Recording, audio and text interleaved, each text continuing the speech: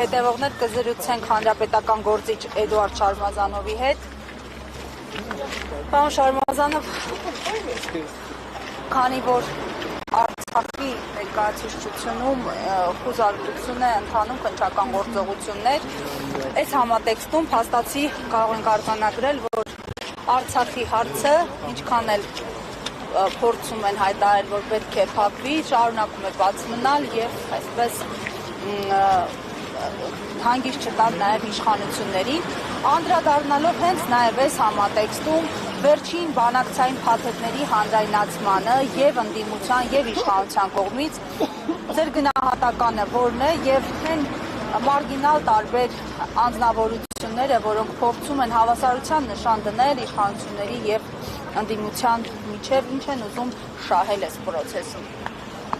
Ձեր կարծիքով ու կարծիքը շատ ճիշտ է դեպքում։ Ներկայացնում եք մարգինալ ճակերտավոր ընդդիմադի որոշ շրջանակների նպատակը ողտոր ջերմ զույգ բռնելն է։ Տեսեք, բոլոր նրանք, ովքեր որ քննադատում են եւ մեղադրում են Փաշինյանին բանակցությունները փակուղի տանելու եւ 19 թվականի առաջարկներից հրաժարվելու պահով ճիշտ են անում, բայց նրանք նաեւ որ ովքեր որ համ Փաշինյանին են մեղադրում, համ Ձեռի հետ փորձում են խեղաթյուրել իրականությունը ես գցել Հանրապետականի ու Սերժ Սարգսյանի վրա, թե իբր թե չգնաց լուծումների Հանրապետականը, Սերժ Սարգսյանը չգնաց լուծումների, Նիկոլին իսկ զբաղի ասում էին հողատու, նրանք էլ լկտի ստում են։ Նախ առաջինը, Սերժ Սարգսյանը երբեք չի հրաժարվել բանակցային փաթեթից, երբեք։ ԵԱԿ Մինսկի խմբի համանախագահության 2018 թվականին չի եղել որևէ փաթեթ, որտեղ առաջարկ փաթեթ պաշտոնական, որից Սերժ Սարգսյանը հրաժարվի։ Ընդհակառակը, դրանից հրաժարվել է Ադրբեջանը եւ 16 թվականի ապրիլին դրա մասին խոսեց պարոն Լավրովը, Ռուսաստանի արտգործնախարար, 16 թվականի պատերազմից հետո առաջարկված non-paper բանով ձևաչափով առաջարկը, որը Կրակովում մի էջի վրա տրվեց, էլի Հայաստանը ընդունել է որպես բանակցության հիմք, Ադրբեջանն է մերժել։ Ավելին, Սերժ Սարգսյանի բանակցային ժառանգության հիմքի վրա Նիկոլ Փաշինյանին 19 թվականին առաջարկվեց փաստաթուղթ, որից հրաժարվել է հենց Նիկոլ Փաշինյանը։ Դրա մասին էլ 21 թվականի հունվարի 13-ին ասել է Ռուսաստանի համանախագահ Պապովը։ Հետևաբար բոլոր նրանք, ովքեր որ փորձում են հավասարության նշան դնել եւ կներեք այս բանից համար հերթական կեղտոտ մուտիտը տարածել, թե իբր Հանրապետական ու Սերժ Սարգսյանը կառուցողական փոխիչումային տարբերակից հրաժարվել են, նրանք նենգաբար ստում են ու նիկոլական թեզերն առաջ քաշում։ Պաշտոնապես հայտարարում են, մենք փոխիչումային տարբերակից չենք հրաժարվել։ Այդ ոնց եղավ որ Սերժ Սարգսյանը ոչ մի թիզականություններ քայլում, թե դուք եք արա Սերժ Սարգսյանին Կիսիլյովի հարցազրույցը գիշոր մի հատ կտոր հանում, ասում եք շրջանները պատրաստատար։ Մենք էլ ասում ենք, մենք տալու մասին չենք բանակցում, մենք բանակցել ենք ինչ ենք ստանալու, Արցախի կարգավիճակը։ Սա մեկ, երկրորդ հողատուի մասով։ Որևէ մեկը մինչև 20 թվականի նոյեմբերի 9-ը Նիկոլին հողատու չի անվանել։ Հողատու սկսել են անվանել նոյեմբերի 9-ից հետո, բայց եթե Շուշին տվել է, Հադրութը տվել է, ինչ պետք է անվանեն, պետք է անվանեն խոսքի Նիկոլ Փրկիչ, թե Նիկոլ Ազատագրիչ։ Ինչ վերաբերում է մեր գնահատականներին 18-20 թվականներին, 18-20 թվականներին, այո, մեկն էլ ես շատ խիստ գնահատել եմ Փաշինյանին, բայց ինչի համար, որ ինքը փոխել է բանակցային ձևաչափը, որ ինքը ոչ թե Սերժ Սարգսյանի բանակցային ժառանգությունն է հիմք ընդունել, իսկ Սերժ Սարգսյանի բանակցային ժառանգությունը դա համանախագահ երկրների առաջարկներն էին, այլասրա ես սկսում եմ իմ զրոյական կետից։ Բաճը քննադատեի, իսկ այդ գործիչներից մեկը, որ պարլամենտում էր, քննադատում էր այդ ժամանակ։ Այո, իսկ երբ որ մենք ասում ենք, որ Լավրովը ասում է, որ առաջարկություններ ենք ներկայացնել, իրանք չեն կանոնում ասում, մենք մեր արտգործնախարարին ու վարչապետին վստահում ենք։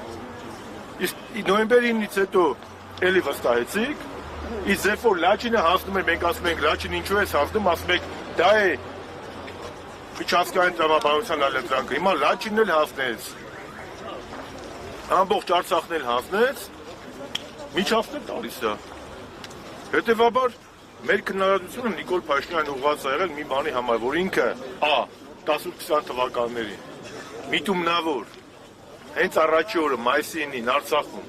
փորձել է խեղաթյուրել բանակցային ձևաչափը եւ ուլտիմատում ներկայացնել համանախագահ երկրների ղեկավարներին, դուք պատկերացնում եք Տրամպի, Մակրոնի մեկ էլ Պուտինի դեմքը, երբ որ մարդիկ հեռուստացույցից են իմանում, որ Նիկոլ Փաշինյանն ասում է ֆորմատը պետք է փոխվի, մինչև Ղարաբաղը չմասնակցի, ես բանակցությունների պատրաստ չեմ, պատկերացնում եք այդ մարդկանց դեմքը, երբ որ Նիկոլ Փաշինյանը 19 թվականի հունիսի պաշտոնական առաջարկներին 2019 օգոստոսին հայտարարում է Արցախը Հայաստանը եւ վերջ։ Մենք քննադատել ենք Նիկոլի ապակառուցողական լինելու, սուպեր կեղծ հայնասիրական լինելու, ոչ մի թիզական լինելու մեջ։ Այո, հանրապետականը քննադատել է, բայց քննադատել է այդ դիրքերից, ոչ թե փոխզիջումների։ Մենք ընդհակառակն ասել ենք, որ դու պետք է բանակցային փաստաթուղթը, այն ինչ որ քեզ ժառանգություն մնացել է Սերժ Սարգսյանից, դա պետք է հիմք ընդունես, այլ ոչ թե ասես, ես դեռ պետք է համանախագահները ասեն, ես ընդունեմ թե չընդունեմ։ Սա է ամբողջ խնդիրը։ Եվ այդ իմաստով բոլոր այն գործիչները, ովքեր որ փորձում են հավասարության նշան դնել, թող մի հատ նայեն իրանք 10-20 թվականներին, պատերազմից հետո ինչպիսի դիրքորոշում են ունեցել,